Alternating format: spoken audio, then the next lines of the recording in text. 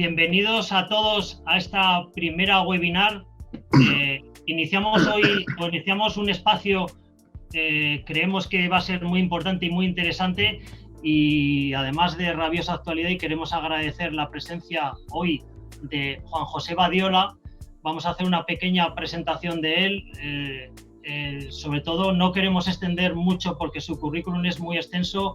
Por favor, Juan José, nacido en 1948 en León, desde 1976 reside en Zaragoza, veterinario cuya universidad ha sido rector y es catedrático de patología animal, investigador reconocido.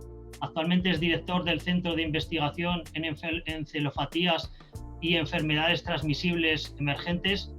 Entre los numerosos reconocimientos a su labor, ha sido galardonado con la Cruz del Mérito Militar y es hijo adoptivo de Zaragoza. Y Badiola destacó internacionalmente por el estudio del mal de las vacas locas. Juan José es uno de los científicos españoles más reconocidos en el campo de la epidemiología y ahora asesora a gobiernos y medios de comunicación sobre el COVID-19. Juan José, muchas gracias por dedicarnos su tiempo en esta conexión, que en días como los de hoy y sabiendo el anuncio hecho ayer, la situación sanitaria creada, su agenda se habrá apretado más si cabe. Buenos días, Juan José, y bienvenido. Hola, muy buenos días. Un placer y sobre todo muchas gracias por invitarme a este webinar. Bien, pues CESID, sindicato más representativo de los empleados públicos en España y de creciente implantación en el ámbito privado, desde que se desató la pandemia del coronavirus, hemos protagonizado más de 240 acciones a nivel nacional que se pueden ver reflejadas en nuestra página web www.cesid.es. Por eso inauguramos hoy con Juan José Badiola un nuevo espacio de webinars en un nuevo tiempo, que comenzamos con este ilustre investigador tocando un tema tan preocupante y actual como es el coronavirus, y continuaremos periódicamente con entrevistas técnicas que difundiremos en este espacio social. Ayer, el Consejo de Gobierno Extraordinario del Gobierno de Aragón decretó el confinamiento perimetral para las ciudades de Zaragoza, Huesca y Teruel, así como pasar a la fase 3 de nivel de alerta en toda la comunidad a partir del lunes. A día de hoy se han contabilizado más de 1.000 casos en Aragón, solo 600 ya en la provincia de Zaragoza, y así que la entrevista de hoy que usted protagoniza tiene una imperante actualidad, y queremos aprovechar su presencia para abordar varias preguntas y preocupaciones que nuestros afiliados nos han trasladado. Y la primera es que nos subyace, dado los datos de Aragón hoy, y ¿qué le parece un tema tan preocupante? ¿Cree usted que las medidas son proporcionadas, Juan José? Bueno, estamos en una situación, claro, complicada. Yo quisiera hacer una brevísima exposición de antecedentes, pero claro, la pregunta es ¿cómo, por qué y cómo hemos llegado a esta situación? Pues hombre, quiero recordar a todos que se habló en su momento de que había una primera ola u oleada de la pandemia, que fue la que sufrimos en los meses de marzo, abril, mayo, y que se esperaba que hubiera una segunda coincidiendo con el otoño, en la época que estamos en este momento. Pero curiosamente aquí en Aragón se dio la circunstancia de que tuvimos una ola intermedia, la de verano, que esa no se esperaba. En verano esperábamos que iba a haber una gran calma, pero desgraciadamente aquí en Aragón y en Cataluña, nuestros vecinos catalanes, no fue así. ¿Y cuál fue la causa? Todo el mundo la conoce, toda la crisis provocada por todos los casos de contaminación que ocurrieron en la franja de Aragón, lindante con Cataluña, fundamentalmente Huesca y un poco de Zaragoza y Teruel.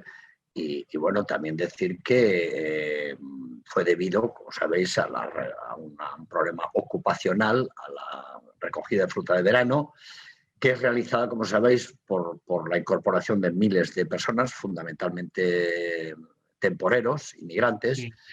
Gente joven, gente que en principio, si estaban contagiados, no expresaban enfermedad, eran de estos conocidos como asintomáticos o de síntomas muy leves. Y bueno, por las circunstancias en las que vivían, los que pernoctaban, pues hacían que si había un contagiado, pues eso rápidamente contagiaba a otros compañeros, y al final se produjo un elevado número de casos allí en la franja. Recordad que obligó al gobierno de Aragón a crear ahí, ya de entrada, a hacer dos medidas, bueno, una medida de restricción, como fue las que se establecieron en 4 comarcas de Aragón.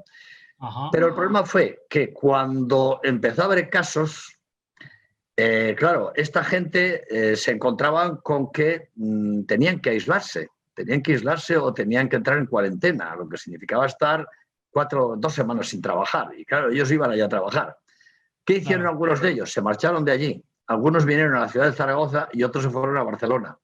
Y ahí impulsaron dos grandes focos que aquí en Zaragoza, quiero recordar a todos que estuvimos a punto de ser confinados a final del mes de julio, porque ya el número de casos era verdaderamente eso. Después esos casos, con las medidas que se adoptaron entonces, que fueron bastante drásticas, descendieron, pero tardó bastante en descender. Es algo que he dicho a otras comunidades autónomas en mis intervenciones en medios de comunicación, que no hicieron mucho caso. Que dije, cuidado, que esto es como un incendio. Empieza por una colilla que se arroja en una cuneta, que hay algunas hierbecillas secas alrededor y después hay unos matorrales y al final se provoca un gran incendio, pero además en muy poco tiempo. Bueno, eso fue lo que pasó aquí y cuando ya el virus empezó a transmitirse de una forma exponencial, ya no hubo, fue muy difícil contenerlo. Y las medidas ejercieron su efecto, algo que muchas veces la gente se confunde. Fue no en 2 semanas, sino en casi un mes. Y recordar que realmente el descenso de casos empezó a mediados de agosto. Pero esperábamos que iba a continuar bajando, pero no fue así. Llegó un momento que a principios de septiembre se estabilizaron los casos y no ha habido forma de bajar. Y hemos estado, quiero recordar a todos, entre 200, 250, 300 casos diarios, pero no bajaban. Y ahora, pues de repente han vuelto a subir. Hombre, yo de verdad creo que esta subida tiene que ver con la llegada ya del otoño, ¿verdad? El cambio de temperaturas, la humedad, en fin, eso que favorece siempre la transmisión del virus. Estamos más tiempo en espacios cerrados. Si no están ventilados, la posibilidad de que haya contagios se incrementa.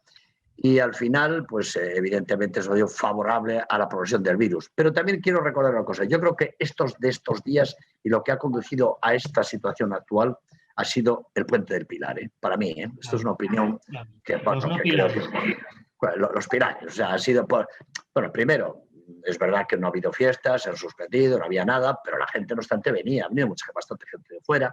Dentro de Aragón ha habido bastante movilidad en un sentido y en otro.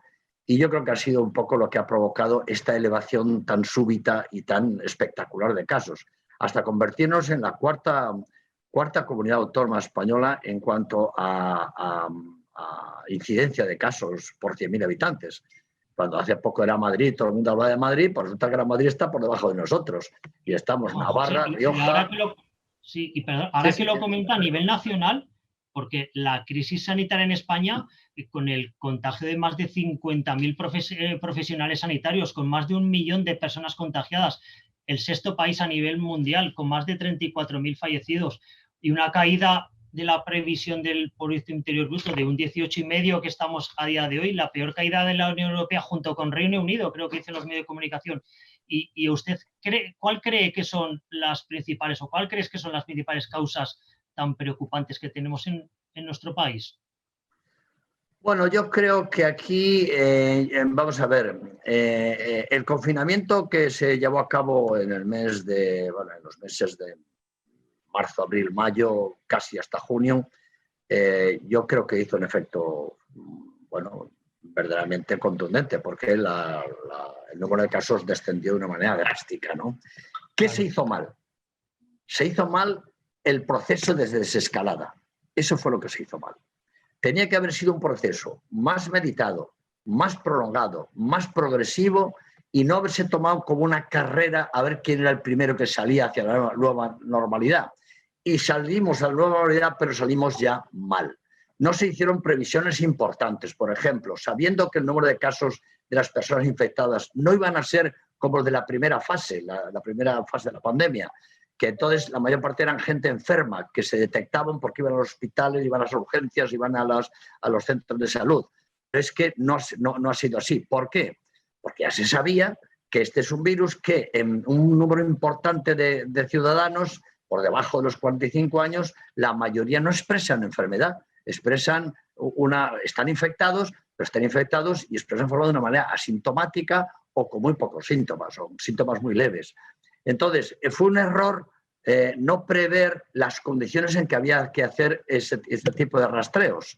Y entonces todo ha sido una cadena de actuaciones que no han sido, lo que han hecho, no digo que haya sido propiciar la transmisión, pero por lo menos permitir que la transmisión siguiera produciéndose como se ha producido. Y al final, bueno, no estamos solo en Aragón, ¿eh? Yo quiero decir que incluso comunidades autónomas como Asturias, que se suponía que era la que estaba en una mejor situación, últimamente está también con un número de casos creciente, de una manera que ellos están muy preocupados, lógicamente.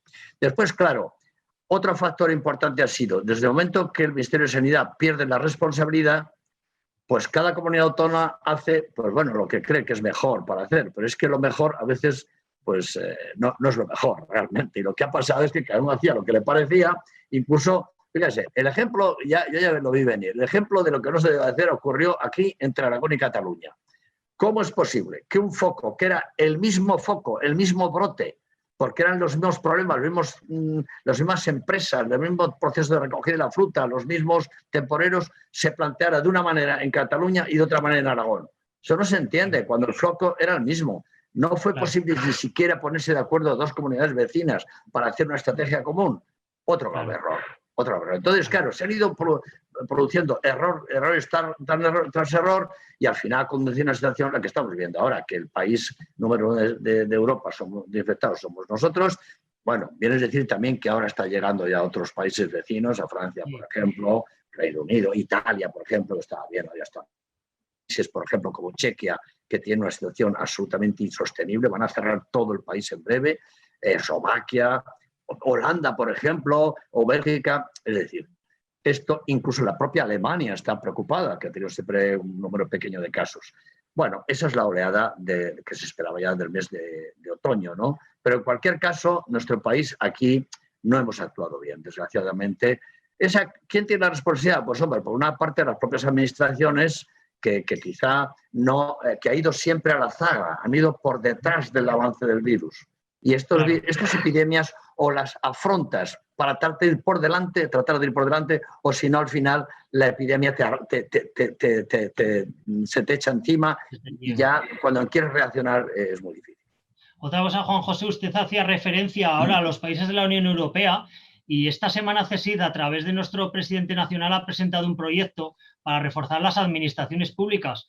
El sistema sanitario español tiene una merma, requiere un plan nacional de un refuerzo de 289.235 plazas entre 2021 y 2031. Tiene que haber un refuerzo para equipararnos con la media de la Unión Europea. Hablaban en el estudio que hemos presentado esta semana hemos publicado, del gasto sanitario en España es de 2.255 euros, cuando la media europea es de 2.746 euros, o que en Alemania, por ejemplo, el gasto destinado a sanitario por persona es de 3.990 euros. Y en Italia, que está a la zaga junto con España, que son 2.404 euros, casualmente, ¿no cree usted o no puede ser que la primera oleada especialmente ha golpeado a estos países precisamente por la poca inversión en el gasto sanitario que hemos sufrido? ¿Y no cree que tenemos una gran merma que llevamos arrastrando en el sistema sanitario español durante años?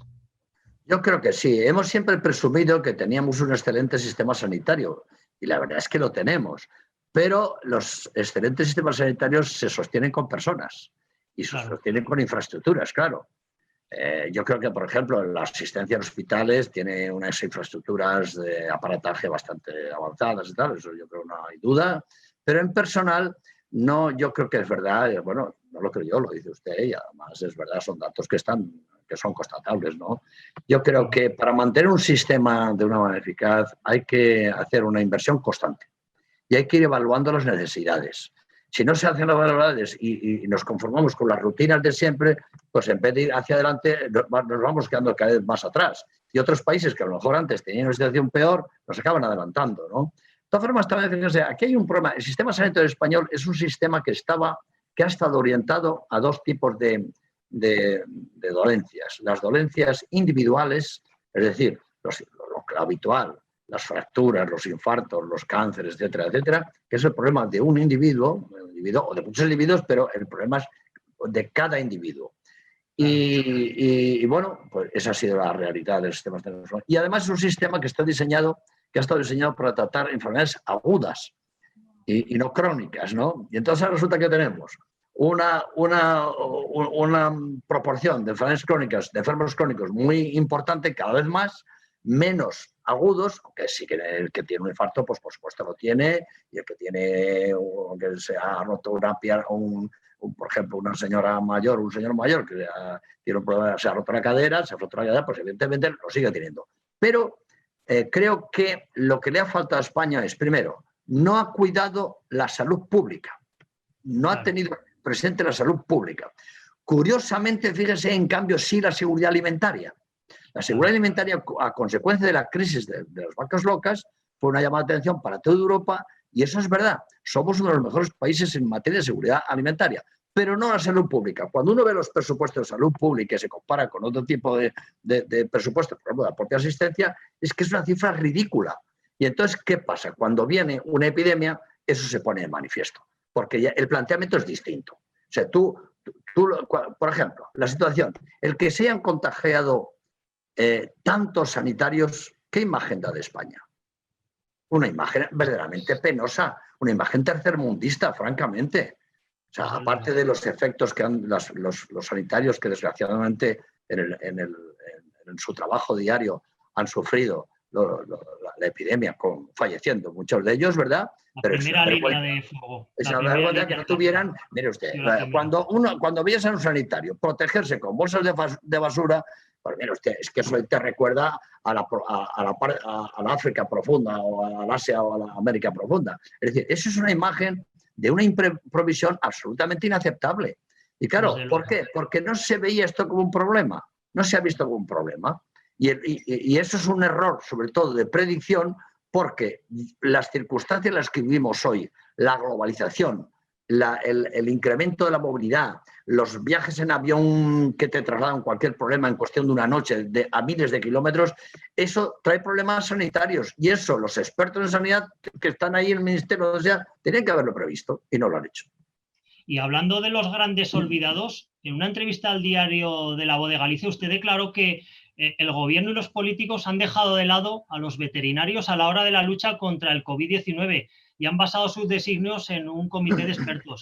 ¿Usted no cree que hacer una analogía o similitud del comportamiento anterior contando con la experiencia veterinaria de las familias de los coronavirus en animales hubiera agilizado posibles soluciones?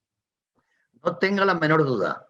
Yo soy un ejemplo, yo soy veterinario, como es bien sabido. Yo creo que algo sé de epidemias. Si no, los medios de comunicación no contarían conmigo. Claro. Ni tampoco, no digo porque yo sea nada especial, yo soy una persona normal, soy un investigador normal, pero eso sí que me dedico a estudiar epidemias, patógenos de hace años. Pero bueno, en cualquier caso, yo no me explico cómo una profesión como la nuestra, que tiene centenares de profesionales en las comunidades autónomas dedicadas a la salud pública, que son profesionales de la salud pública y la seguridad alimentaria, que ese es su trabajo cada día. ¿Cómo es posible que no se haya recurrido a estos profesionales? Segundo, los que se dedican a la sanidad animal, nosotros estamos luchando permanentemente con epidemias y con pandemias también, por supuesto, porque ya en nuestra propia carrera tenemos una amplia formación en materia de patógenos. Tenemos mucha microbiología, mucha virología, mucha parasitología, hongos. Es que ese es uno de los. ¿Por qué? Porque los animales, esos son los problemas que tienen. En los animales los problemas no son individuales, son colectivos. Alguno puede decir, hombre, si yo tengo mi perro es de barba. Sí, de acuerdo, tiene usted razón. La patología de los animales, la medicina de los animales de compañía tiene un carácter más individual. Pero incluso ni siquiera esos, porque también hay bastantes enfermedades infecciosas que les afectan, o parasitarias. Y después un dato, fíjese, cerca de 300 enfermedades compartidas entre animales y personas se conocen en el mundo. ¿Cuántas hemos tenido aquí? Muy pocas, eso es verdad. La tuberculosis, ¿se acuerda? La hidatidosis, la brucelosis, en fin, unas cuantas enfermedades que hemos luchado contra ellas muchos años. Pero es que hay 300. ¿Y dónde están? En el mundo, por ahí en el mundo. Antes, como la movilidad era mucho más limitada, pues no venían. Pero es que ahora han venido y van a seguir viniendo. Ese es el problema, es que van a seguir viniendo. El caso de, mire, este es un caso paradigmático, la crisis del coronavirus, perdón. Porque la crisis del coronavirus, lo que ha puesto de manifiesto es que un virus que aparece de repente, claro, no es un país cualquiera, es que es China. Y China es un país donde va mucha gente de todo el mundo. Es un motor económico mundial y, claro, lógicamente, cuando surge un país como China, pues las cosas al final vienen a otros países del mundo. ¿Por qué? Porque hay muchos españoles, por ejemplo, que van a comprar allí o que tienen fábricas o lo que sea. Y entonces, pues es obvio que los patógenos se mueven con personas enfermas, ni más ni menos, o con animales enfermos, o con alimentos que vienen contaminados de ciertos países. Bien es cierto que aquí hemos tenido una gran suerte en esta pandemia, que solo se transmite por vía respiratoria y no por vía digestiva. Eso sí, imagínense que se hubiera transmitido también por los alimentos. Esto hubiera sido una catástrofe absoluta. Hemos tenido eso. Y lo digo esto porque los coronavirus son de origen animal. Eso, y de hecho tenemos hasta 10 enfermedades en nuestros animales domésticos, en el perro, en el gato, en la vaca, en la oveja, en el cerdo, que están producidas por coronavirus. Lo que pasa es que en nuestros animales la mayoría de la sintomatología es digestiva, no tanto respiratoria.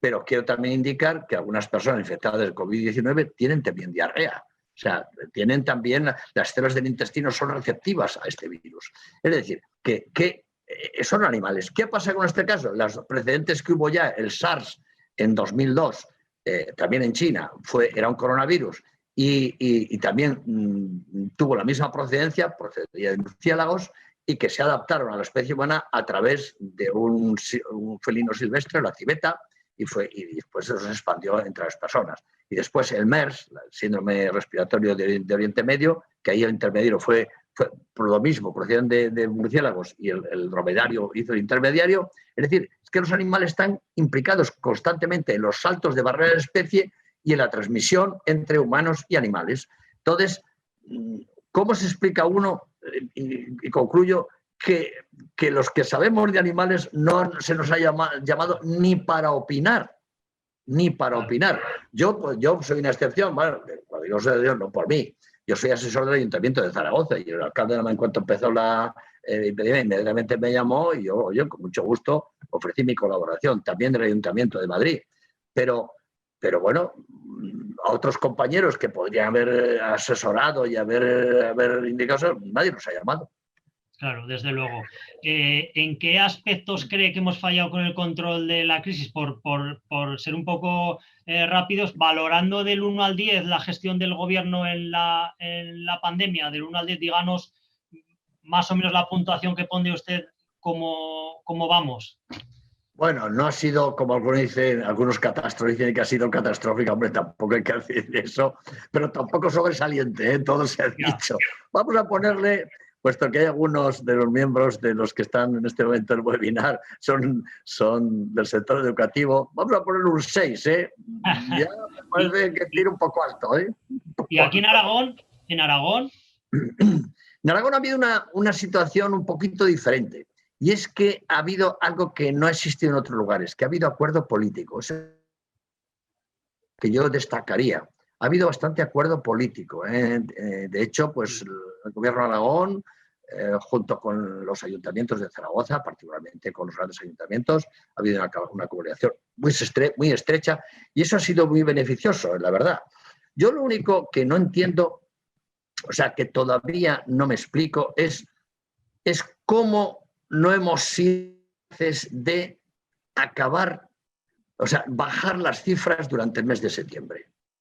Porque si hubiéramos sido capaces de, en vez de estar entre 250, 350 casos diarios, hombre, a mí me hubiera gustado que hubiéramos bajado a menos de 100 o a 50 casos, ¿no? Que es lo que han tenido otras comunidades, ¿por qué nosotros no? No entiendo por qué. Probablemente es porque, no se han identificado todas las fuentes de contagio. Esto es probablemente lo que ha ocurrido. Hay todavía lo que se llama transmisión comunitaria, que en Román Paladino lo que quiere decir es que no se sabe cómo se está transmitiendo. Es decir, que se transmite, detectas a una persona y no sabes qué tiene que ver con otra, o sea, porque no eres capaz de averiguarlo. Eso en primer lugar. En segundo lugar, yo creo que en los rastreos, que es una forma de seguir la cadena de ciertas personas que están contagiadas, es decir, que el que esté positivo, se ha demostrado a través de la técnica de PCR, que es la más fiable, pues decir, bueno, vamos a ver, este señor con quién ha estado, esta señora con quién ha estado. Entonces se investiga, se averigua a ver con quién ha estado, los contactos estrechos y tal.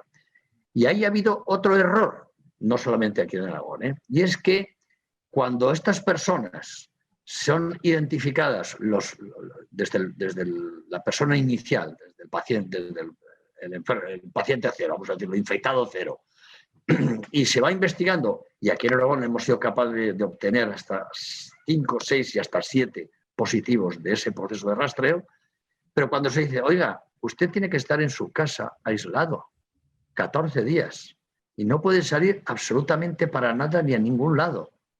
Claro. Y a los que han sido contactos estrechos, aunque todavía no esté demostrado que son positivos, las cuarentenas, ha pasado lo mismo. ¿Qué ha pasado que han hecho estas, algunas, no digo todas, algunas de estas personas, que al día siguiente han salido a la calle? Eso lo dicen los médicos y los enfermeros que están trabajando en este tema.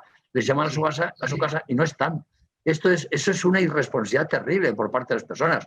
Pero también, vamos a ver, la administración debería haber arbitrado procedimientos para seguir hacer los seguimientos de estas personas y perseguirlos. Y, perdón, yo no soy partidario de la mano dura, pero es que hay momentos que eso es un atentado contra la salud pública.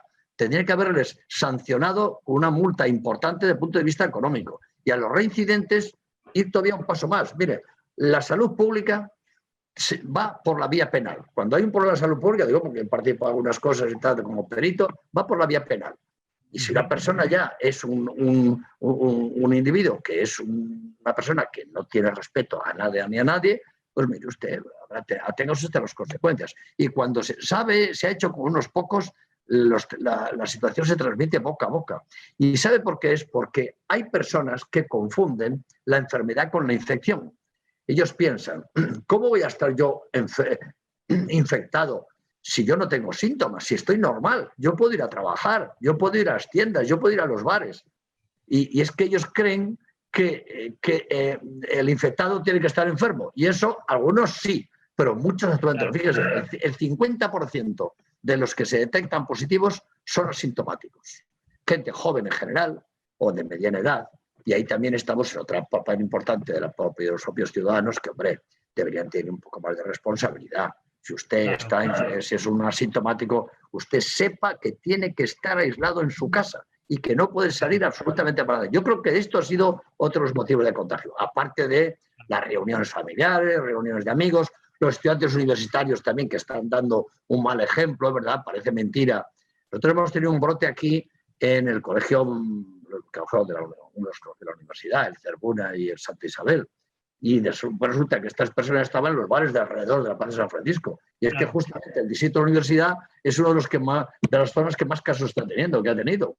Es probable que sean de esto, yo no lo aseguro, pero estoy seguro que sí. Es decir, en definitiva, en una epidemia hay que indagar a fondo todos los yacimientos de contagios.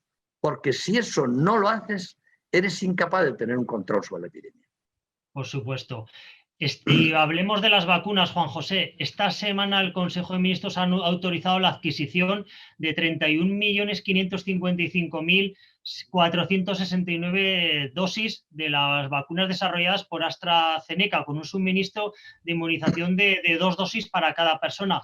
Y en verano muchos expertos, también usted, parecían bastante optimistas sobre el control de la pandemia y la obtención de una vacuna. Ahora también podemos ser tan optimistas. ¿Qué opina usted de esta vacuna? Pues yo en esto, de verdad, soy optimista, los digo sinceramente en este momento, pero porque, hombre, conozco un poco lo que significan las vacunas, cómo se hacen, porque el mundo animal... Mire, en España no tenemos fábricas de vacunas humanas, pero en cambio tenemos varias fábricas de vacunas animales. O sea que esa es una cuestión que nosotros tenemos muy conocidos los veterinarios porque forma parte de nuestras rutinas, ¿no? Y de hecho algunas fábricas de animales están trasladando al sector humano para poder ayudar a producir estas vacunas, porque la tecnología es exactamente la misma, ¿no? ¿Por qué digo que soy optimista? Nunca ha habido un esfuerzo tan grande como este a la hora de intentar encontrar una vacuna eficaz. Cerca de 180 laboratorios del mundo con una inversión millonaria en millones de euros, millones de dólares, para lograr una vacuna que sea eficaz, que sea duradera y que sea segura, lógicamente, claro, si no nadie querría administrársela. Entonces, de esas vacunas, mire, el proceso de autorización de una vacuna es complejo, y por eso algunos dicen que dura años, y es verdad, pero por motivos de urgencia ese periodo se puede acortar.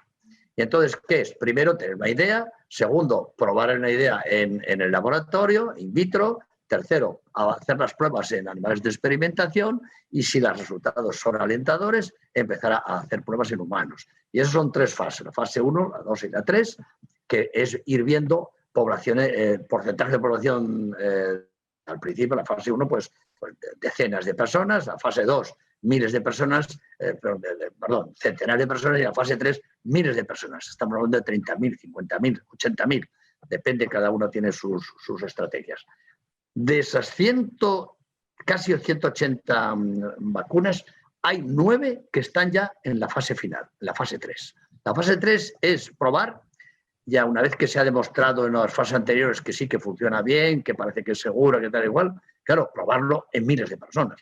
Y eso, la verdad, en este momento, la vacuna de Oxford, por ejemplo, que como decía AstraZeneca, o las vacunas esa Moderna de Estados Unidos, y 2 chinas también, están ya en la fase final. O sea, ya están a punto de empezar ya están produciendo dosis, porque harán falta miles y millones de dosis. Entonces, claro, aquí sí que ha habido una carrera por razones económicas, porque no olvidemos que el primero que encuentre, los primeros que comercian van a ganar mucho dinero, y en segundo lugar por razones políticas. Pues ahí, por ejemplo, imagínense la carrera que hay entre China y Estados Unidos, a ver quién logra una vacuna mejor y que tenga mejores cualidades.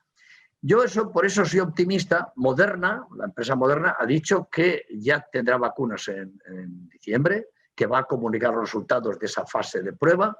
Hay gente, a veces se da mucha importancia de, hombre, pues es que han tenido que interrumpir las pruebas en voluntarios, pues porque ha habido un incidente. Yo digo una cosa, mire, ningún medicamento y tampoco ninguna vacuna es segura al 100%, porque el riesgo cero no existe. ¿Y qué quiere decir? Entonces, que alguno de los que me están en el webinar me estará preguntando, ¿qué dice este señor? ¿Qué dice este señor? No. Lo que quiero decir es que, mire, yo les invito a que hagan una prueba. Léanse el prospecto de cualquier medicamento que estén dispuestos a tomar. Y después les puedo preguntar su opinión. ¿Qué piensan acerca de eso? Pues lo que recogen todos los medicamentos es todas las reacciones adversas que se han producido en la prueba de ese medicamento. Y bueno, pues lógicamente temerosos de que pueda haber alguna reacción adversa en algún usuario, pues lo que hacen es que lo ponen para decir, oiga, usted no sabía que el medicamento ya se decía que podía ocurrir eso. Entonces, el que haya habido 1, 2 o 3 o 4 o 5 personas. Ayer, por ejemplo, decían que había muerto un chico, un médico, por cierto, un joven médico en Brasil, a consecuencia de la prueba de la vacuna de Oxford, precisamente, de AstraZeneca. No está claro, parece ser que habría recibido no la vacuna, sino el sucedáneo de la vacuna. O sea, no debería ser el efecto de la vacuna, pero eso está por aclarar. Pero ya hubo otro caso con la vacuna de Oxford de AstraZeneca, que efectivamente había una señora que tuvo un problema, una mielitis y tal, y se está estudiando. Pero en cualquier caso, y por resumir y acabar, es decir, como hay razones de urgencia, aquella vacuna que demuestre que es eficaz, que es duradera, que produce un efecto duradero y que es segura, se va a autorizar. Y hay gente que tiene dudas y piensa, bueno, claro, ¿qué harán los chinos? ¿Qué harán los rusos, por ejemplo? ¿O qué hará el señor Trump cuando tenga que, en su carrera con los chinos, tenga que decidir si aprueba una vacuna? Pero es que no la va a aprobar el señor Trump. La va a aprobar la FDA, la Food and Drug Administration, que es la agencia del medicamento de Estados Unidos. Y en Europa hay una cuestión que quiero decir a todos los que participan en el webinar. Es la Agencia Europea del Medicamento. Yo conozco esa agencia. Conozco a algunas de las personas que están ahí. Son gentes muy serias y muy responsables. Y todas esas empresas y todos esos laboratorios tendrán que convencer a esas agencias, y le digo particularmente a la europea, de esas tres virtudes que tendrá que tener la vacuna. Y sobre todo la seguridad, claro, que eso es fundamental. Claro. Entonces, yo les aseguro que las vacunas que sean aprobadas por la Agencia Europea de Seguimiento son seguras, serán eficaces y serán duraderas. ¿Y cuánto las vamos a tener? Esa es la pregunta del millón. El ministro ha dicho que a lo mejor ya en diciembre podía haber. Vamos a arrastrarlo un poco más. Vamos a pensar en los primeros meses del año 2021, enero, febrero, marzo. Ahí se van a vacunar, como sabe, primero los sanitarios, después los grupos vulnerables, etcétera, etcétera. Y cuando alcancemos, después el resto de la población, cuando se alcance un nivel de en torno a un 60% de personas inmunizadas, ya prácticamente no hará falta vacunar a más gente, porque esa lo constituye, es como una fortaleza que dificulta o impide por completo la transmisión del virus. Esa era otra de las preguntas que le iba a hacer, porque medidas como las anunciadas ayer en Aragón o en otras comunidades o localidades intentan frenar los contagios, pero son contraproducentes con la economía por el índice de aislamiento que conllevan. ¿Y cuánto tiempo prevé que conviviremos con esta pandemia y cuánto tendremos que llevar las mascarillas? Pues mire, vamos a ver, las mascarillas las vamos a tener que llevar durante un cierto tiempo. ¿Por qué? Pues porque realmente, porque es una barrera que se va a utilizar mientras no tengamos la vacuna, así de claro, ¿no? O sea, mientras haya virus circulante, en una palabra, ¿no? Entonces yo creo que eso es lo que tenemos que asumir, que aunque sea algo incómodo, tendremos que asumirlo, porque las cosas son así. Hay una cuestión que me gustaría llamar la atención. Algunas mascarillas no son seguras. Se está haciendo una apuesta por la estética de la vacuna, de la mascarilla, que me parece muy bien. Es una que a uno le gusta, ya que tienes que llevar esta especie, permítanme la broma, de bozal delante de la boca, ¿verdad? Y de la nariz, y que no es cómodo, pero algunas, tengo información de que algunas de la estética de la mascarilla se ha logrado, pero algunas de estas no están homologadas, es decir, que no protegen. Y eso hay que tener mucho cuidado con ello, porque es tener una mascarilla que no sirve para nada, o que sirve para muy poco. Entonces me preguntaba, si no he entendido mal, ¿qué perspectivas habrá de manera inmediata? Sí, y las medidas, sobre todo, y aparte el confinamiento perimetral que estamos viviendo estos días en localidades, ¿son realmente necesarios, son útiles, o hace falta otro tipo de medidas más estrictas para tener ese nivel de bajar ese nivel de contagio que hablaba usted, de contener ese nivel? Yo sigo pensando que lo más importante es hacer un análisis de cuáles, es decir, de 100 contagios o de 1000 contagios, vamos a poner 100, sin exagerar, vamos a ver, ¿cuántos corresponden a cada categoría? ¿Cuántos son fruto de la estancia, por ejemplo, yo que sé, en bares, etcétera, etcétera? ¿Cuántos son fruto de los que no cumplen los aislamientos y las cuarentenas? ¿Cuáles se han producido por las fiestas paralelas que han aparecido? ¿Cuáles han aparecido por reuniones familiares o de amigos, etcétera, etcétera? Es que si no sabemos eso, va a ser difícil saber si las medidas que estamos aplicando son correctas. A mí, fíjense, el confinamiento que se ha hecho aquí, en este momento, no le diría que tengo mis dudas acerca de su eficacia, Tengo mis dudas. ¿Por qué? Porque lo que han hecho es impedir la salida de las 3 capitales aragonesas. La salida y la entrada, ¿verdad? Hombre, la entrada puede ser, en fin, que venga gente de fuera infectada y que pueda infectarnos, ¿de acuerdo? La salida, pues hay gente infectada que pudiera infectar a otros lugares. Bueno, eso es correcto. Pero en el momento que no se limite la salida a la calle, como se limitó en la etapa dura del confinamiento, si una persona está infectada en su casa, puede salir a la calle igual. Y podrá ir a las tiendas, y podrá ir a los bares, tal y cual. Es decir, yo creo que va a tener un efecto limitado, sinceramente se lo digo. Mire, en Madrid se ha hecho algo que es un poco diferente. se ha aplicado las medidas que tenía la comunidad autónoma, que eran duras ya, y de hecho ya estaba una pendiente de bajada, y se ha aplicado también las del Ministerio, que es un confinamiento, en definitiva. Pero claro, Madrid es otra cosa, porque Madrid es no solo la ciudad de Madrid, sino que son, como hemos visto, 10 o 12 ciudades que tienen más de 100.000 habitantes. Que eso es una barbaridad, ¿no? Eso no es la situación de Aragón, ni de Huesca, ni de Zaragoza, ni Teruel.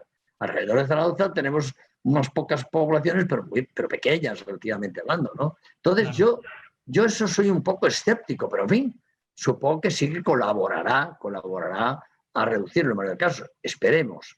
Pero en cualquier caso, en fin, tengo una confianza, lo digo sinceramente, un poco limitada en el efecto de esto sobre los contagios de este tipo concreto de confinamientos, ¿no? Lo de Europa también, cuando la gente habla de los toques de queda también, esto, bueno, no sé si voy a presentar esto, esto también es una cosa que aquí es nuevo, ¿no? No sabemos muy bien qué va a pasar, ¿no? ¿Qué efecto puede tener? Porque, Juan José, los protocolos van cambiando. Se ha pasado de cuarentenas de 14 días a 10 días. ¿Qué le parece cuando una persona con COVID positivo o asintomática es suficiente guardar 10 días de aislamiento para volver a trabajar? ¿Qué opina de ese tema? Yo en eso también soy un poco escéptico, ¿eh? Pues yo creo que lo ideal sería guardar los 14 días, porque esa es la media del desarrollo de la enfermedad en los pacientes. Puede ser que en algunos sea menos, claro, y en otros sea más también, eso hay que reconocerlo. Pero ¿qué parte positiva tiene? Pues parece ser que, bueno, pues hay personas, es decir, el llevarlo a 10 días facilitaría el mejor cumplimiento de esas cuarentenas. Eso dicen, es decir, que no es igual que te digan, usted va a estar 14 días en su casa sin moverse para nada, que 10 días. En Francia lo han llevado a 6, que me parece una cifra excesiva, baja, la verdad.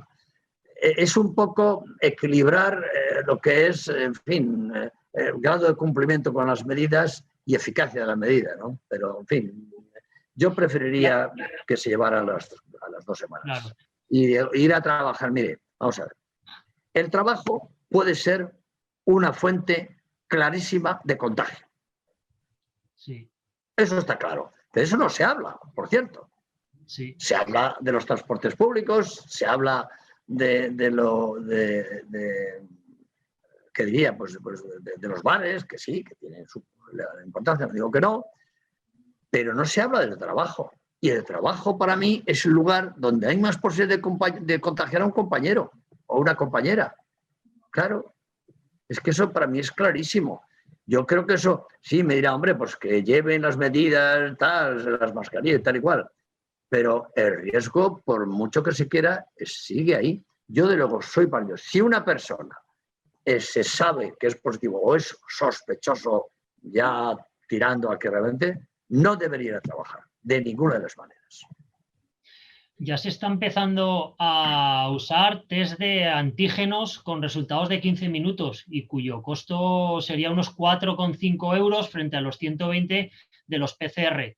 ¿Son mejores que estos PCR? ¿Y cree usted que van a ser un referente para descongestionar, por ejemplo, las atenciones primarias en sanidad?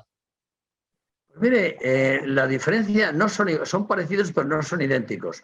La diferencia entre uno y otro es que la PCR es un test que identifica el genoma del virus, el ARN del virus, o sea, es la parte fundamental del virus, y por lo tanto es la técnica más fiable, prácticamente tiene una sensibilidad, que es capacidad de detección de casi el 100%, y los test de antígenos, el objetivo no es detectar el genoma, sino es las proteínas del virus que están alrededor del virus, es decir, en la envoltura del virus. En estos la sensibilidad no es tanta como la PCR, está entre un 82 y un 98%. Esa es la sensibilidad. Pero claro, es decir, por lo tanto, tienen menor capacidad de detección, dicho así entre comillas, ¿no?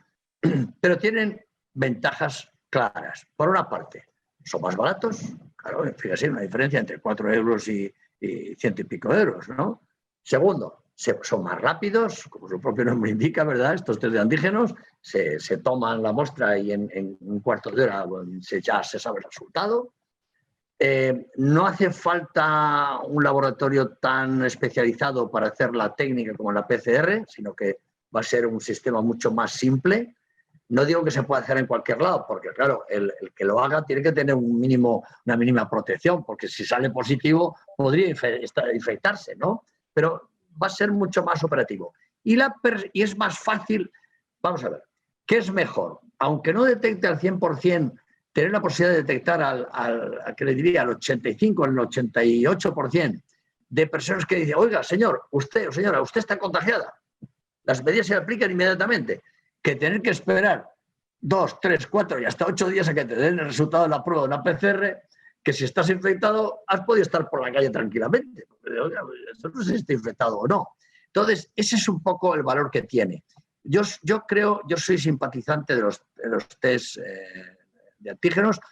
La única limitación que tienen es que cuando la carga de virus que hay en la muestra que se ha tomado, esa muestra se toma, que es la misma sistema de PCR, la fosa nasal, la parte profunda de la fosa nasal, o en la boca, ¿verdad? En el paladar, cuando la carga es baja, la detección puede fallar. O sea, necesitan que haya una carga importante de virus en la muestra que están analizando. Entonces, claro, ¿cuándo se produce esa baja carga? Al principio de la infección y al final de la infección. Es decir, en los 2 primeros días de la infección y ya cuando acaba la infección en los 2, 3 o 4 días siguientes. Pero bueno, recoge al menos la parte fundamental de la infección.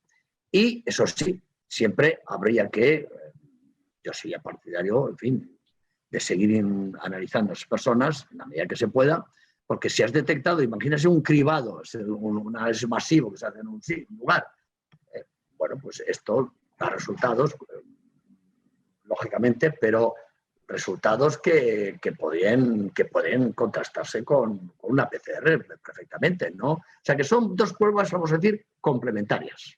Muy bien. Otro tema es que ya se está hablando de que pudiese haber una predisposición genética al virus. ¿Qué opina usted al respecto? Bueno, todavía no hay mucho escrito sobre eso, pero no me extrañaría, ¿eh? No me extrañaría, porque al final, incluso posiblemente no solo a este virus. Mire, imagínense que en una habitación hay 10 personas y entra una persona contagiada, no voy a poner el coronavirus, de la gripe o del catarro o de un simple resfriado, ¿no? Yo le planteo lo siguiente. Esa persona que está estornudando, que está tosiendo y que tiene a esas otras personas alrededor de él, ¿todas contraen la infección? No. A lo mejor de esas, la infección la contraen 4. De esos 4, 2 la contraen de una manera aguda o un cuadro preocupante, ¿no? Otros 2, menos. Algún otro muy leve y algunos nada. ¿Cómo se explica esto? Cuando el que ha infectado es la misma persona en un recinto pequeño y tal, donde la carga viral ha sido muy parecida. Probablemente una explicación es susceptibilidad genética. Y es que hoy la genética influye mucho en la susceptibilidad a muchas enfermedades, y eso lo sabemos en los animales, también es así, ¿eh? Y en las personas, pues exactamente. Hay poco todavía investigado, pero yo estoy convencido que sí, que habrá gente que tiene una... Otros, fíjense que a veces se confunde, es que tienen un sistema inmunitario más potente. Hay gente que tiene un sistema inmunitario muy potente que reacciona, tan potente, fíjense, que en algunos casos llega a ser responsable de una grave enfermedad. Y es que cuando la respuesta inmunitaria frente a este virus u otro, pero este en particular, es muy grande, hay tal cantidad de células inflamatorias que entran en juego que acaban taponando los alveolos y acaban produciendo una insuficiencia respiratoria tan grave como la que provoca el propio virus. O sea que a lo mejor se dice que es peor el remedio que la enfermedad, ¿no? En este caso. Pero, por eso, por ejemplo, fíjese, eso es curioso. De los pocos medicamentos que van bien, que se demuestra que van bien frente a este tipo de problemas, son los corticoides. ¿Qué es lo que hacen los corticoides? La dexametasona, por ejemplo. ¿Qué es lo que hacen? Son antiinflamatorios y lo que hacen es yugular la inflamación, es decir, acortar la inflamación. Y entonces, en estos pacientes que tienen riesgo de perder la vida, que yo acababa de referirme hace un momento, por lo que se llama una tormenta de citoquinas, que son los que controlan la llegada de tantas células inflamatorias, pues al final salvan la vida gracias a estos corticoides. Así que, por eso le decía que que hay componentes que son dependientes de la propia situación del individuo en cuanto a la capacidad que tiene su sistema inmunitario, y también pues, es muy probable que haya también circunstancias que estén condicionadas genéticamente. Hablemos ahora del ozono como posible agente virucida. Desde el verano, el Instituto de Nanociencia y Materiales de Aragón, el CSIC de la Universidad de Zaragoza, y el Instituto de Investigación Sanitaria de Aragón lidera una investigación que trata de descubrir si el uso del ozono es útil para eliminar la presencia del coronavirus en la ropa. Para ello se ha creado un nuevo laboratorio del Centro de Encefalopatías, sí. En nuestro y enfermedades transmisibles de la universidad, que ha sido acondicionado y que pretende validar el proceso de limpieza de prendas textiles en una cabina que permita la higienización rápida en unos 10 minutos de las prendas en grandes centros comerciales. ¿Ya tenemos alguna evidencia de este estudio? Y luego también otra pregunta es si el ozono es un producto seguro y fiable para eliminar el COVID en superficies o el aire. Bueno, el ozono es un viricida que está reconocido, ¿verdad? De tal manera que incluso, fíjese, en este momento hay empresas que venden estas maquinitas, ¿verdad?, que generan ozono y se recomiendan para el uso doméstico, ¿no? ¿verdad? Lo cual yo no lo recomiendo mucho, lo digo sinceramente, porque el ozono tiene una capacidad viricida, que está claro que lo tiene, pero hay que recordar otra cosa importante, que es tóxico, que a determinadas dosis puede tener un efecto tóxico en las personas. Entonces, a nosotros nos vino una empresa de Aragón que tenía interés en fabricar un armario, vamos a decirlo, para tratar de obviar o reducir los efectos negativos de que cuando una persona se prueba una prenda en una tienda, un centro comercial, lo que sea, esa prenda tiene que estar 48 horas, 2 días en cuarentena. Y claro, imagínense una tienda de tamaño medio pequeño, ¿cómo hace eso? Es que no tiene ni espacios para hacer esas cuarentenas. Entonces se les ocurrió idear esta máquina, este armario, ¿verdad?, que lo que hace es produce ozono y se introducen las ropas dentro del armario en cuestión y bueno, a ver qué efecto tiene. Claro, ellos estaban convencidos que sí que lo tenían. Lo que pasa es que hay que demostrarlo. ¿Y cómo se demuestra? Pues trayendo a un sitio, como lo demostraron, nos pusieron en contacto con nosotros. Nos vino bien porque eso nos hizo crear un laboratorio específico para esto, porque hay que tener medidas de seguridad especiales. Y la verdad es que los resultados han sido muy positivos. Es verdad, nos hemos quedado, bueno, asombrados, porque se decía que ha habido noticias de que no destruía el virus, no inactivaba el virus, que eso era con el SARS, pero que en este no. Mire, lo que hemos demostrado nosotros en este experimento es que cuando se administra ozono a unas determinadas partes por millón, estamos hablando de 10 partes por millón, 20, 25 partes por millón, durante un tiempo que nosotros hemos estimado un poco menos de media hora, incluso estamos intentando reducirlo todavía más, pues resulta que los resultados es que esas prendas que previamente las hemos infectado con virus que tenemos, virus con coronavirus productores de COVID, pues resulta que se inactivan completamente. Se activan completamente. Y hemos llevado una sorpresa, y es que se inactivan cuanto mayor sea la temperatura en la que viven. Es decir, si en el armario se introduce en temperatura, no hace falta mucha, 20 o 25 grados, la acción todavía es más eficaz. Así que, conclusión, el ozono sí que es capaz de destruir este virus. Lo inactiva. Depende la dosis y depende, lógicamente, también el tiempo. Y esta máquina ha tenido otro efecto que ha sido muy favorable. Y es que resulta que ellos producen el ozono, es compatible medioambientalmente, porque el ozono lo obtienen del aire, porque el ozono es O3, lo obtienen del oxígeno del aire. Y después la máquina destruye, elimina completamente el ozono, porque yo he visto algunas máquinas que están en algunos armarios perdidos, están en algunas tiendas, pero es que están sacando el aire, el ozono allí a la tienda. Eso es una barbaridad, sinceramente, eso no se puede hacer, porque el ozono es tóxico para las personas. Entonces, pues mire, ahí se ha abierto un camino y después hay una cosa que a mí me ha gustado y es que se está aplicando también en los colegios, en algunos colegios. en algunos colegios, sobre todo para infantil, con los niños ya sabe usted que pues, los juguetes los chupan, se arrastran y tal, y hemos demostrado que efectivamente funciona muy bien la inactivación del virus. Así que sí, el ozono, la respuesta de su pregunta es que es eficaz. Precisamente, Juan José, tenemos muchas preguntas en cartel que ha generado mucha inquietud su entrevista, y desde el ámbito educativo nos trasladan la inquietud con la situación actual. ¿Es necesario tener las ventanas abiertas en los colegios y los centros escolares durante todo el día? ¿O se podrían buscar alternativas como filtros EPA, ventilación intermitente cada cierto tiempo? ¿Qué opina usted? Mire, yo primero tendría que felicitar a los colegios, sinceramente. Y cuando digo a los colegios, digo a los profesores, a las direcciones de los institutos, que lo han hecho muy bien, porque realmente al principio, recuerde que es todo el mundo de los padres, y también a las asociaciones de padres de los niños, que están muy preocupados, que también han colaborado con los colegios, han dado un ejemplo de cómo se deben hacer las cosas bien. Y por eso deseo expresamente felicitarles. Porque fíjense, aquello que parecía que iba a ser un caos, resulta que no ha sido así. El porcentaje en España de interrupciones y problemas no ha llegado al 1%. Yo destaco dos ámbitos que han trabajado muy bien.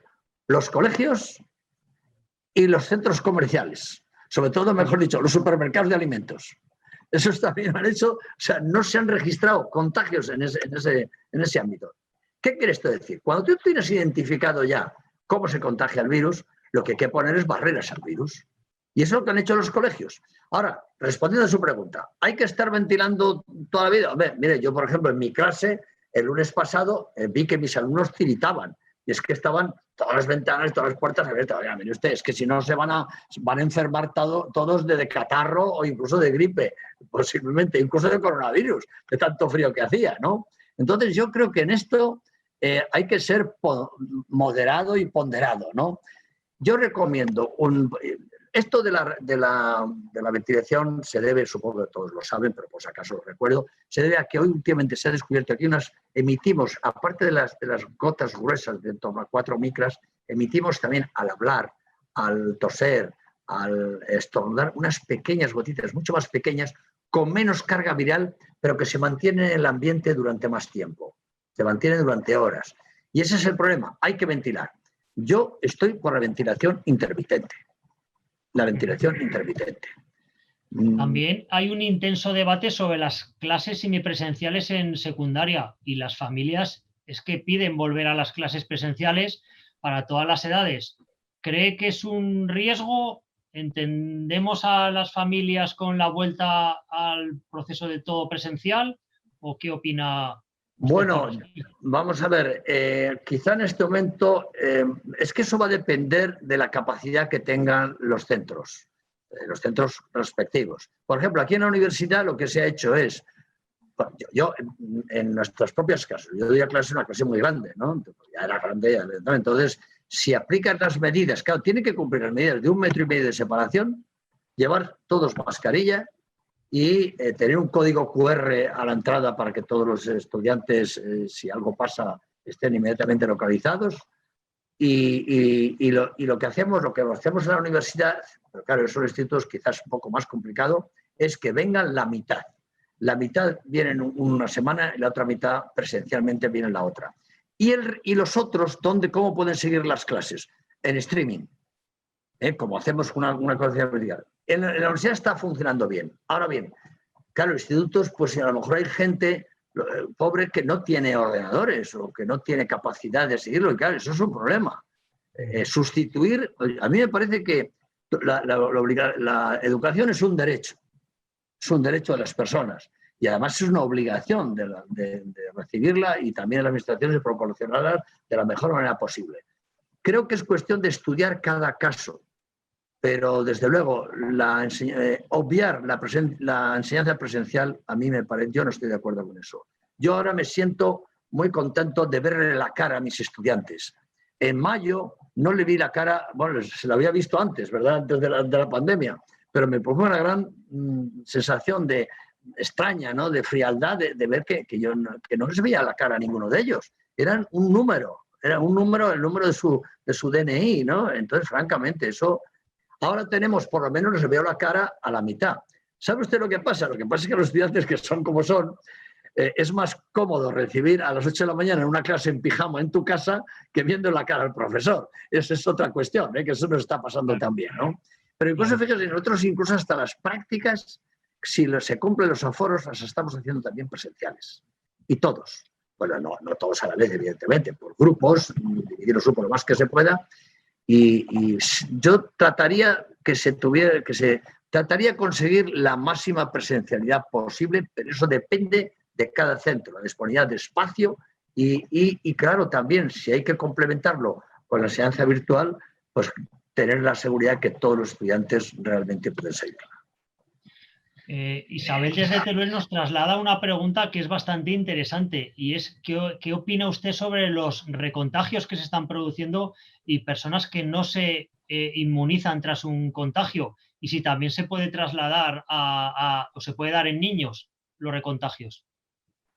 Bueno, hasta esta situación no le habíamos dado mucha importancia hasta ahora, pero realmente sí que parece que aunque son muy pocos casos, muy pocos casos. Es que aquí esto tenemos que tener una idea de la proporcionalidad, ¿no?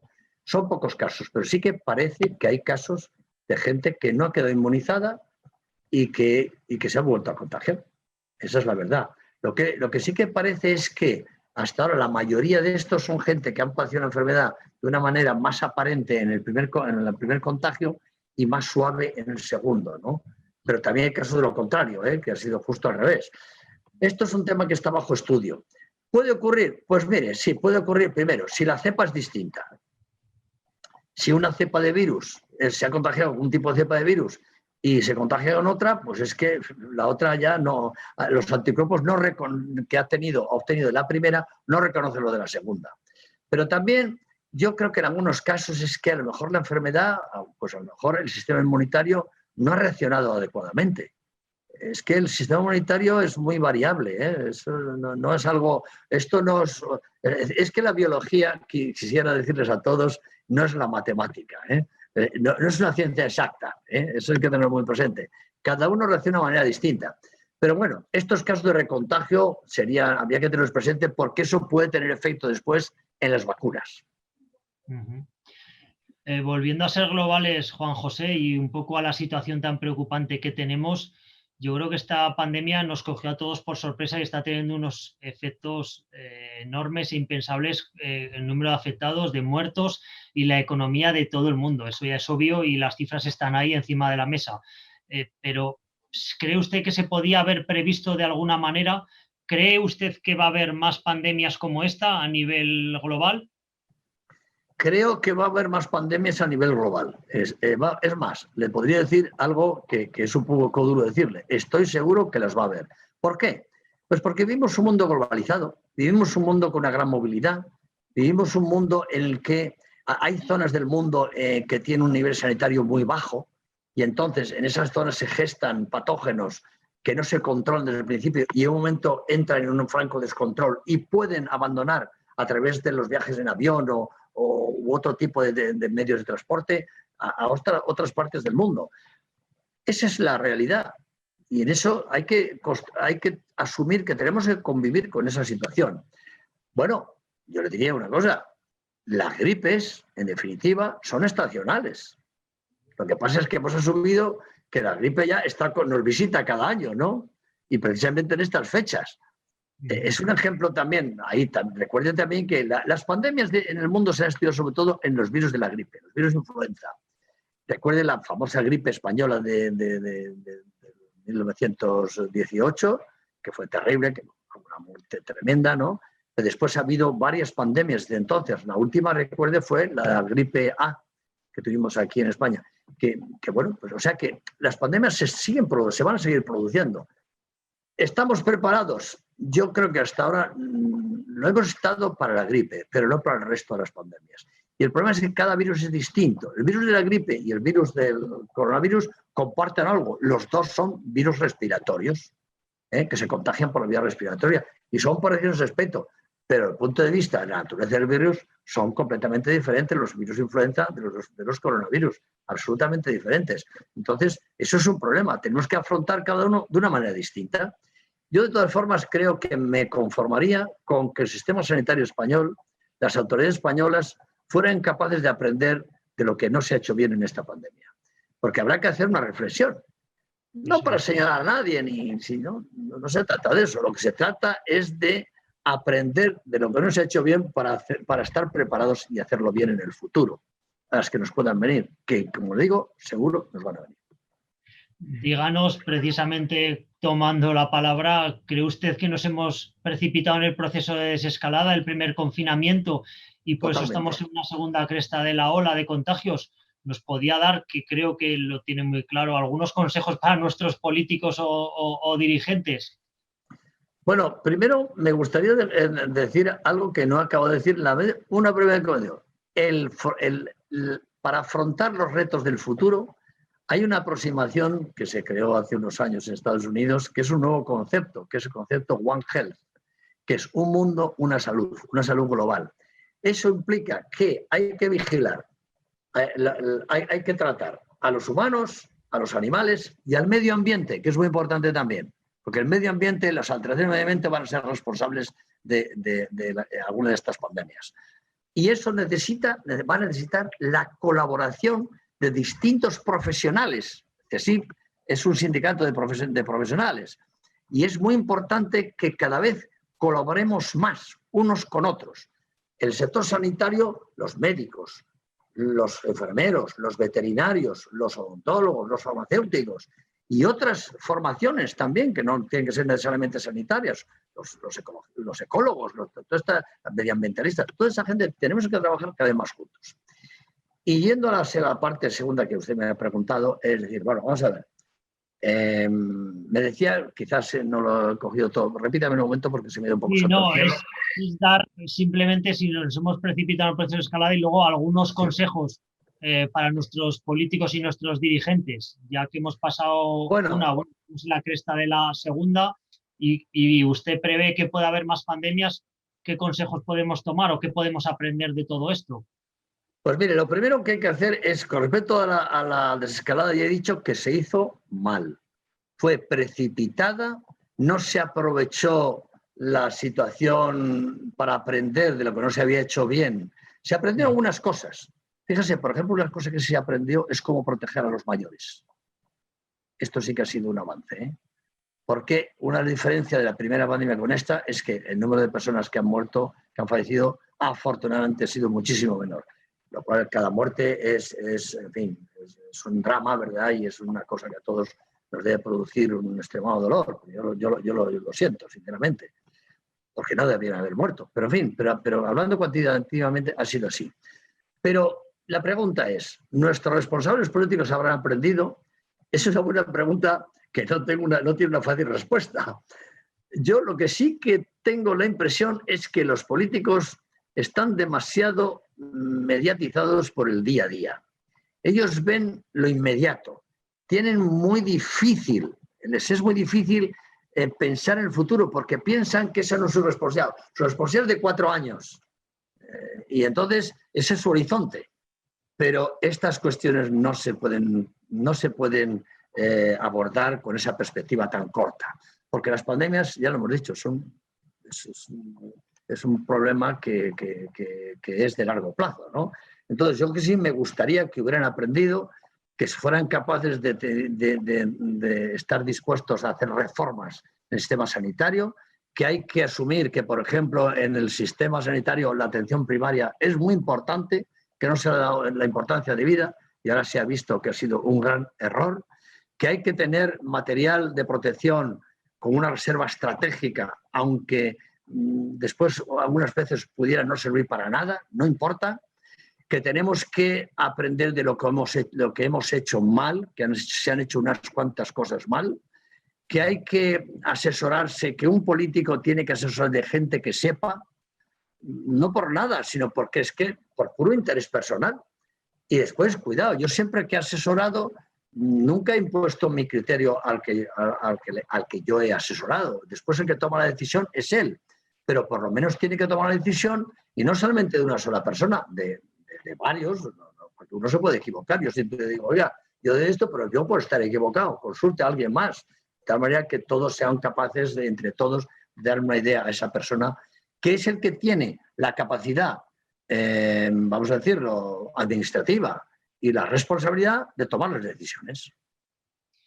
Pues sí, desde luego, Juan José, eso es prioritario, además se está quedando de manifiesto.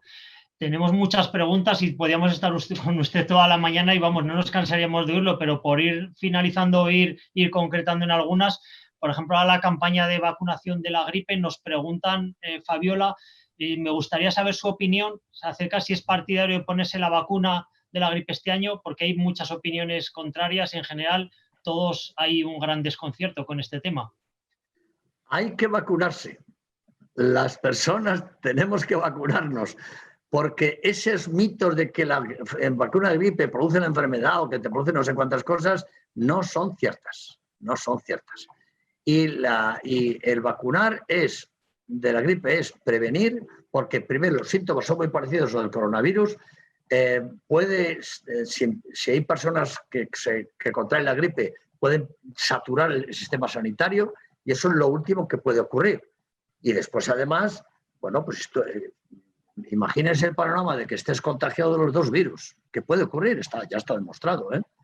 Personas que se enferman del coronavirus y del otro virus, eso es horrible, eso es lo peor que nos puede pasar. Eso agravaría muchísimo más la enfermedad. Así que, Fabiola, mi recomendación es que hay que vacunarse de la gripe. Pues, sobre todo José, las poblaciones que son más vulnerables. Claro. Pues yo, desde luego, Juan José, vamos a ir despidiendo, desde luego, agradeciendo muy especialmente su presencia y a todos nuestros seguidores hoy, y con todas las inquietudes que nos han mandado y que se han quedado en el tintero, y bueno, ojalá pudiéramos tenerlo todos los días, pero entendemos que su agenda además es muy, muy, muy complicada estos días, y también rogamos disculpéis pues la presencia por falta de tiempo de las preguntas. Como hemos pedido numerosas peticiones de que el contenido se va a grabar y se va a meter en la entrevista se colgará en la web y en las redes sociales, como no puede ser de otro modo, para que la gente que no la ha podido ver, muchos docentes que están ahora en clase o gente que está en sus centros de trabajo ahora, que están en el centro, que no están telemáticamente trabajando, pues lo grabamos, lo ponemos, y ya pues aventuramos que otro de los temas importantes que podemos hablar es del teletrabajo o de los medios telemáticos, que podemos tener alguna otra webinar. Y desde luego, Juan José, ha sido un enorme placer poder estar con usted, conocerlo y que nos transmita. Sabe que CESID es el sindicato más representativo de los empleados públicos, es su casa. También le invitamos a que pueda volver las veces que desee, y encantados de conocerle, Juan José. Muchas gracias. Muchas gracias, Alberto. Es un placer estar con vosotros. Bueno, estoy a vuestra disposición para tantas veces como queréis, y os pueden yo colaborar con vosotros. Estaré encantado de hacerlo. Muy bien, pues muchas gracias, Juan José. Vamos cortando ya la conexión y hasta la próxima. Un placer de nuevo, de verdad. Gracias, muchas gracias a todos. Y gracias a todos los que han participado, y han dedicado este tiempo para escucharme. Por supuesto. Gracias.